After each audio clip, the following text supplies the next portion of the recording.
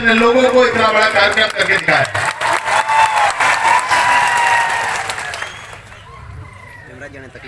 ये जो धरती है, सोम, माही और जाखम नदियों का जो संगम है, जहां पर ये जो बेड़ का टापू है, मैं इसको बेड़ेश्वर नहीं कहूंगा क्योंकि शुरुआत अतिक्रमण की नाम से होती है। जब बेड़ के साथ ईश्वर जोड़ दिया जाता है तो बेड़ेश्वर होता है। मैं बेड़ेश्वर नाम नहीं बोलूंगा, मैं इसे बेड़ का टापू ही बोलूंगा।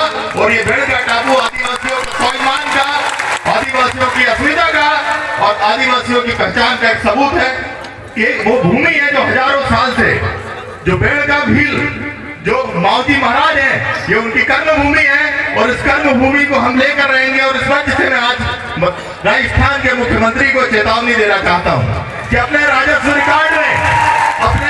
रिकॉर्ड में कलेक्टर को आदेश दे दो कि ये जो भूमि है इसको राजस्व रिकॉर्ड में आदिवासियों के नाम कर दे। और सिर्फ इस भूमि से काम नहीं चलेगा।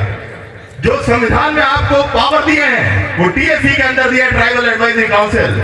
जो ट्राइबल एडवाइजरी काउंसिल, हमको डमी काउंसिल नहीं चाहिए, हमको ऐसा अध्यक्ष नहीं चाहिए जो चीफ मिनिस्टर जिसका चेयरमैन हो।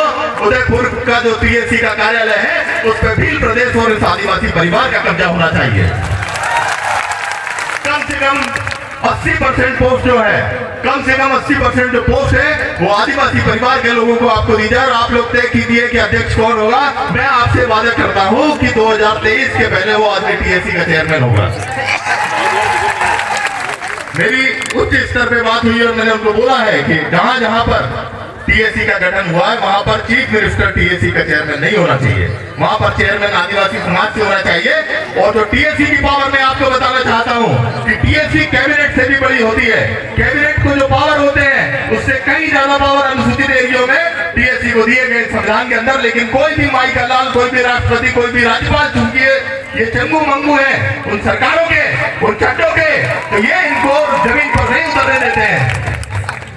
गवर्नर क्या कर रहे हैं? गवर्नर एक संघ परिवार की गुलामी कर रहे हैं। राष्ट्रपति क्या कर रहे हैं? संघ परिवार की गुलामी कर रहे हैं। हमको बड़ी खुशी हुई थी जब द्रौपदी मुर्मू जी का नाम आया था, लेकिन जब हमने देखा कि एक शंकर मंदिर में उनको झाड़ू लगाते दिखाया गया, क्या दिखाना चाहते हो आप इस आदिवासी को? किस तरीके से आप दिखाना चाहते हो?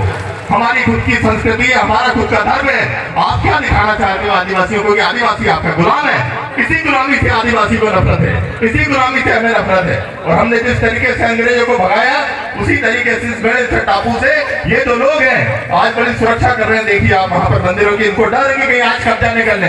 हम ये हमारा खुद का धर्म है, आप क्या दिखाना चाहते हो आदिवासियों को कि आदिवासी आपका गुलाम है? इसी गुलामी से आदिवासी को नफरत है, इसी गुलामी से हमें नफरत है। और हमने जिस तरीके से अंग्रेजों को भगाया उसी तरीके से इस बेड़ेश्वर टापू से ये तो लोग हैं आज बड़ी सुरक्षा कर रहे हैं। देखिए आप वहां पर मंदिरों की, इनको डर है कि कहीं आज कब्जा नहीं कर ले। हम लीगली कब्जा करेंगे, लीगली कब्जा करेंगे इस धरती पे। और एक बात और मैं बोलना चाहता हूँ, मुझे पता चला कि यहाँ पर पाखंडवाद के खिलाफ बोलने पर एफआईआर दर्ज कर दी गई। अरे पाखंडवाद के खिलाफ बोलने की आजादी तो संविधान देता है। मैं कोई डॉक्टर हूँ, मैं कई सर्जन हूँ, मैं माताओं बहनों से बोलना चाहता हूँ, कोई जरूरत नहीं है आपको उपवास करने की। न तीज, न तीज, न चौथ, न छठ, न सप्तमी,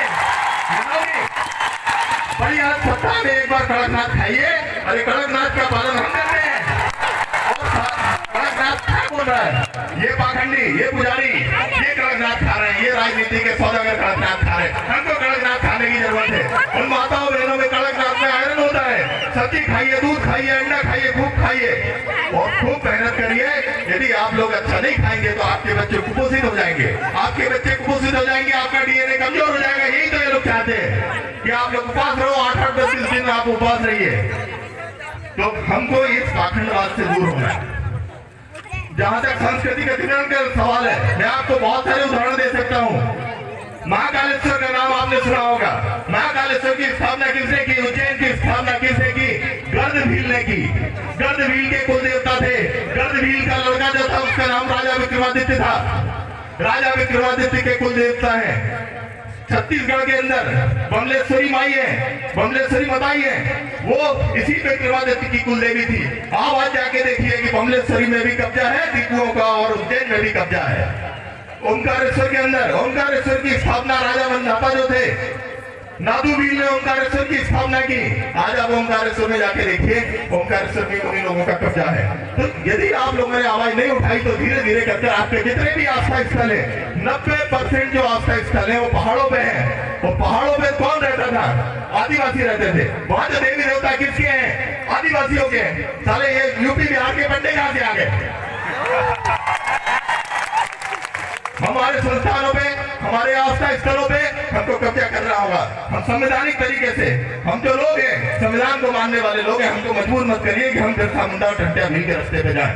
हमको चुपचाप हमारे अधिकार, हमको चुपचाप हमारे आस्था स्थल सौंप दीजिए, नहीं तो ये आदिवासी अभी तो जागा है। जिस दिन उठ खड़ा हुआ आप लोग भागते फिरोगे। जय जवान।